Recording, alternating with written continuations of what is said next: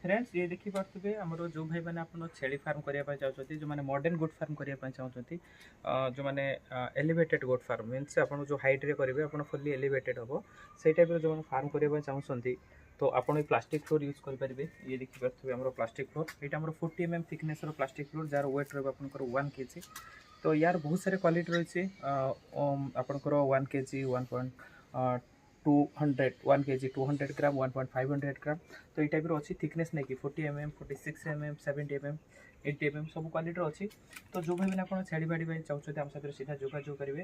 ये छेली बाड़ी तार किसी माने इंपोर्टेंस अच्छी कौन पर आम छेली बाड़ी यूज करवा जो भाई मैंने काठ बाड़ी यूज कर तो काठ बाड़ी किसी दिन पर सड़ीज छेलीर यूरीन तर पोटी वगैरह गलापर से डैमेज हो तो से आप काठटा को एभोड करके प्लास्टिक बाड़ी छेली फार्म करेंगे। बहुत सारे बेनिफिट ये अच्छी आपन को गोटे मसरू 2 मास छेली फार्म को सफा न कले भी चलो।